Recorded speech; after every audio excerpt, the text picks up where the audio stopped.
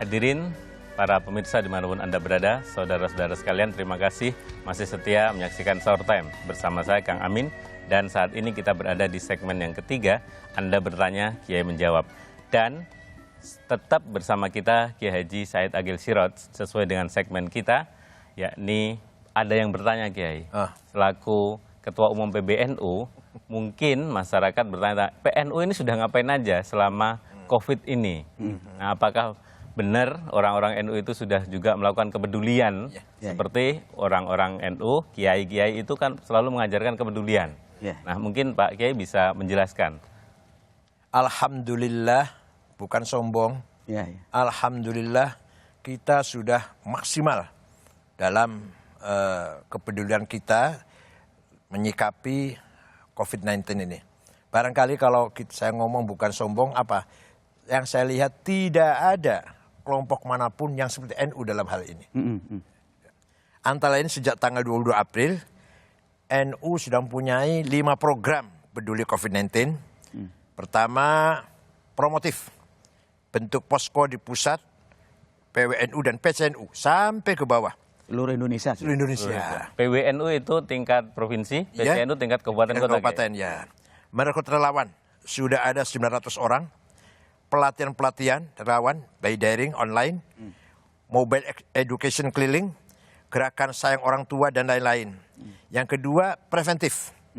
Instruksi beberapa protokol, penyemprotan, disinfektan, produksi dan distribusi hand sanitizer, kemudian mobilisasi pemulangan santri, panduan dan konsultasi psikososial, kemudian pembagian masker, bahtul masail, sistem informasi COVID-19, itu yang bersifat preventif. Yang ketiga, kuratif. Menyiapkan 25 rumah sakit NU, bantuan APD, ambulan rujukan, rapid test, pelayanan jenazah COVID-19, data pasien. Yang keempat, jaring ekonomi sosial, data warga miskin dan rentan miskin, paket sembako, warung gratis, paket lebaran. Yang kelima, koordinasi. Internal, seminggu 2 kali, eksternal dengan pemerintah seperti Kemenkes, BNPB, KSP, dan lain. Itu semuanya merupakan program NU sejak tanggal 22 April, dan sampai sekarang sudah 117.307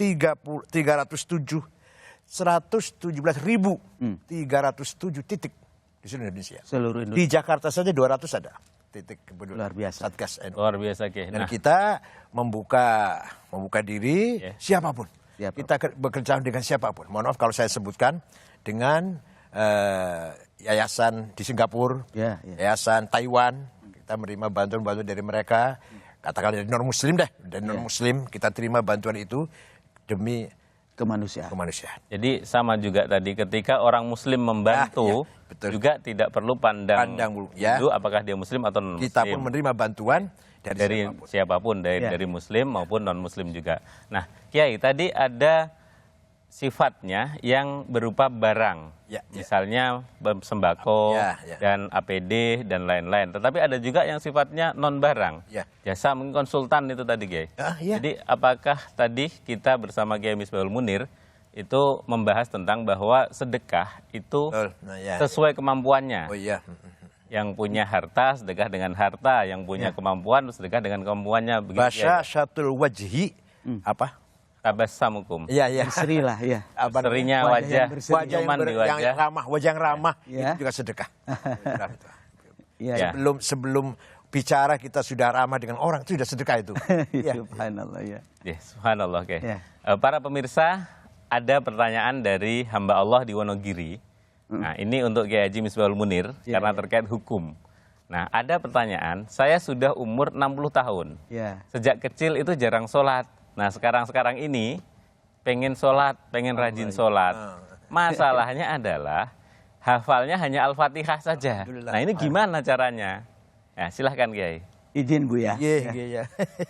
Jadi sholat itu kewajiban. Ketika dia sudah masuk Islam, dia wajib sholat. Sholat sebisanya. Kalau dia bisa Fatihah, misalnya Kang Amin ya Fatihah.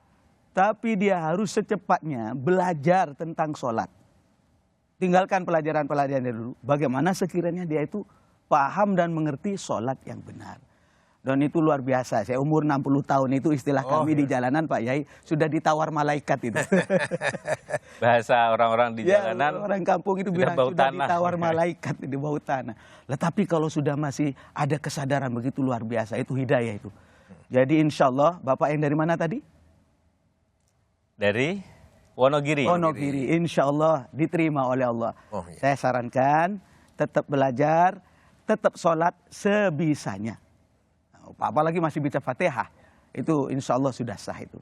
Ya. Tapi terus perbaiki. Harus tetap belajar tentunya Kiai. Ya begitu. Nah, salah satu fungsi dari para alim ulama, para kiai, para ustadz di desa-desa, di kampung-kampung, dan di tengah-tengah masyarakat adalah untuk membimbing masyarakat itu Kiai ya. Ya jangan sampai ustadz-ustadz yang di kampung-kampung nanti itu kelaparan juga, izin ya. Ini terang-terangan aja Pak. Semua terdampak. Karena itu program ini juga ada yang menyentuh berkaitan dengan kepentingan para kiai, para santri. Ya. Oke. Nah selanjutnya Kiai, ada satu pertanyaan dari Pak Hirman di Kediri. Ini lebih tepatnya curhat ini kayaknya Pak Hirman. Dia tanya, bagaimana hukumnya jika istri ibadahnya baik dan rajin sholat, tapi kok sering bentak suaminya? Egonya tinggi ini. Gimana itu Pak Kiai? Kok nanya ke saya Mas ya? Itu pertanyaan dari pemirsa itu Kiai. Ke Buya sajalah. Jadi begini ya, kalau punya istri galak, itu dia tanda orang baik. Para ulama ya? Iya. Bagaimana para ulama baik di Indonesia maupun di dunia ini rata-rata menjadi wali itu ya karena istrinya galak. Ini nasihat kepada suami ya. Bukan nasihat kepada istri. Jadi istri itu jangan sampai gara-gara mendengar nasihat saya nanti biar suami saya jadi wali tak omelin terus. Itu salah tangkap itu. Jadi seorang istri seharusnya untuk ibu yang suka bentak-bentak suami itu saran saya camkan bahwa surgamu itu, hei wahai istri, itu ada di dalam ridho suami. Pegang ini. Adapun sebagai suami, ya harus pegang sabar. Ya namanya kita punya istri begitu. Tapi ada semacam ini, bisa Pak Yai. Kabar gembira. Rata-rata tokoh-tokoh besar itu, insya Allah istrinya galak tapi sabar. Ya. Nah, malah ada dongeng. Gimana, dongeng. Seorang ulama besar wali lah. Dulu setiap akan keluar rumah, pergi-pergi, di depan pintu sudah ada harimau yang siap untuk dinaikin. Kalau kita sekarang sepeda motor lah atau mobil, udah tapi isinya galak banget, nggak pernah melayani, nggak pernah berkhidmat atau apa. Udah mengadu pada Allah, ya Allah saya minta istri yang taat, yang melayani, yang servisnya memuaskan lah kira-kira gitu. Segala dipedulikan, peduli dengan saya, oleh Allah dikabulkan. Ringkas cerita ganti istri lah, yang ramah, yang bakti, yang setia, yang taat, segalanya disiapkan. Ketika akan pergi, macan nggak ada, harimaunya nggak ada, keramatnya hilang. Malah tanya pada Tuhan, kenapa macan kemana ya Allah? Malamnya mimpi, ada suara mimpi. Ya itu saya ganti dengan istri yang taat tuh. Ganti daripada harimau yang biasanya mengantarkan kamu kemana-mana, diganti dengan istri yang sangat romantis, yang sangat itu ganti dari harimau kendaraan yang biasa mengantarkan kamu. Jadi ternyata keramatnya itu gara-gara sabar menghadapi istri. Lah itu saya cocok tadi itu. Yang bertanya itu maksudnya sabarlah. Ya, saya ini pengalaman masalahnya Mas. Sudah jangan lanjut. Kita lanjut ke pertanyaan selanjutnya. Ini dari Bapak Agus di Magetan. Nah, ini nanti Kiai di sesi ini selain ada baca kitab kuning, ada juga sesi amalan atau ijazahan Kiai. Dan kebetulan pada hari ini amalannya ijazah itu nanti tentang bagaimana menjadi pedagang yang berkah. Nah ini Pak Agus pertanyaannya pas Kiai. Bagaimana sih menjadi pedagang yang berkah itu menurut Islam itu gimana Kiai? Barangkali Pak Kiai Said bisa memberikan pengalamannya. Secara umum, ya bukan pengalaman kalau saya bukan pedagang. Bukan pedagang, oke ya. Harta kekayaan alam semesta ini sebenarnya haknya kita orang yang baik-baik. Walaqad katabna fiz zaburi annal ardu yarithuha ibadiyas sholihun. Kekayaan alam semesta ini, ya tambang, ya gas, oil, nikel, batu bara, emas, berlian, terutama di Indonesia ini. Lahan-lahan pertanian, perhutanan, perkebunan. Untuk orang untuk hamba-hambaku yang soleh. Di dalam Al-Quran dikatakan gitu. Untuk hamba yang soleh. Jadi sebenarnya yang berhak mengelola kekayaan ini seperti Kiai Misbah ini. Kalau seperti kiai-kiai di zaman dulu itu selain kiai biasanya berdagang ya. Ya, Kiai Hashim juga orang kiai yang kaya cukup, sawahnya luas. Kiai Wahasbullah, tangan kanannya Kiai Hashim itu pedagang yang sukses. Begitu pula Ketua Umum NU pertama Haji Hasan Gipo itu pedagang.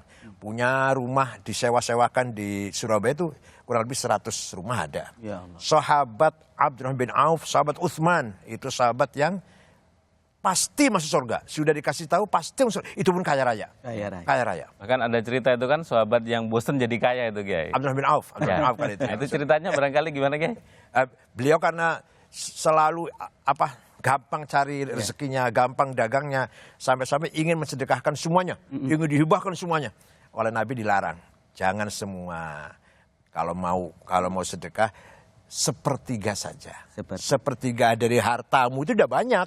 Tapi kalau sepertiga dari harta saya nggak kurang banyak tuh. Sampai Nabi melarang, kamu kalau mau wakaf, kalau mau sedekah, mau hibah, sepertiga saja. Karena uangmu tuh banyak, kalau sepertiganya sudah cukup banyak. Dan banyak sekali waliullah juga yang kaya. Abul Hasan Asyadzili yang punya Hizb Nasr, itu kaya. Syekh Abdul Qadir Jilani, yang terkenal itu. Wakaf, itu kan orang Baghdad, beliau orang Baghdad. Wakaf tanah di Mesir, wakafnya di Mesir, 10 hektar.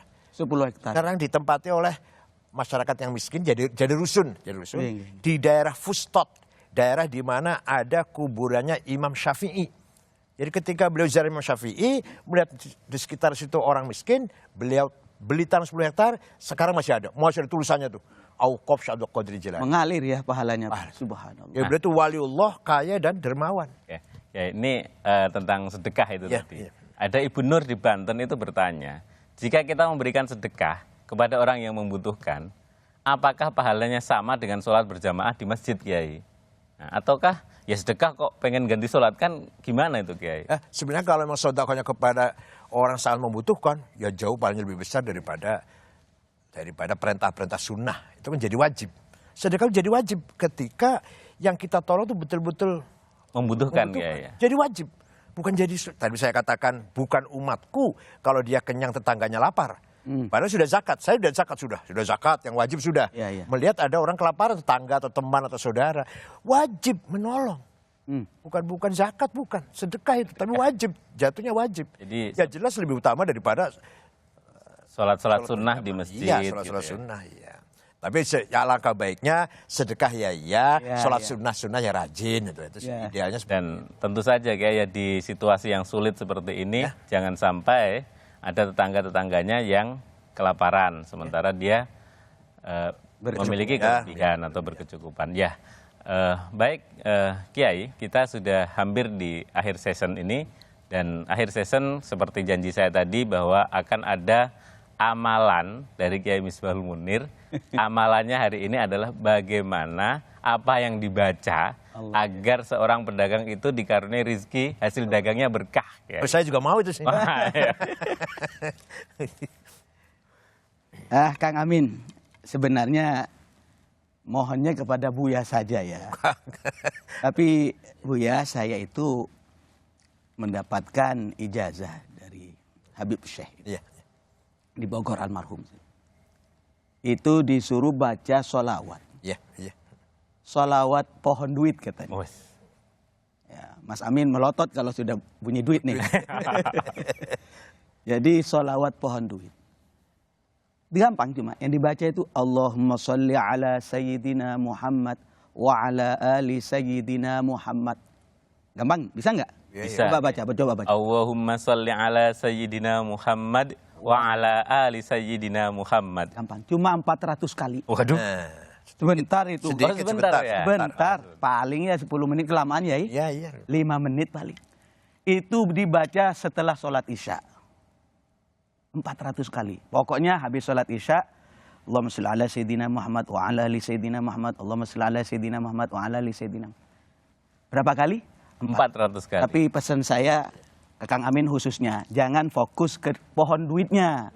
Sholawatnya. Panjenengan bikin meja, ya.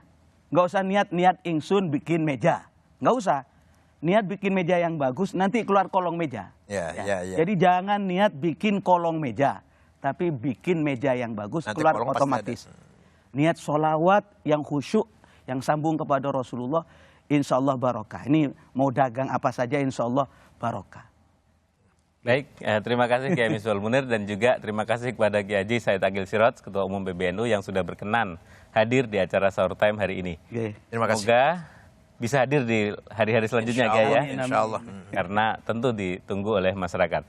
Saudara, sesi selanjutnya kami akan berzikir bersama seperti biasa yang akan dipimpin oleh Kiai Haji Misbahul Munir, dan tetap ikuti Sahur Time serta untuk sesi kali ini persiapkan diri Anda di rumah masing-masing, berwudu dan ikhlasan hati, niatkan hati untuk bermunajat kepada Allah Subhanahu wa taala yang akan dipimpin oleh Kiai Haji Misbahul Munir.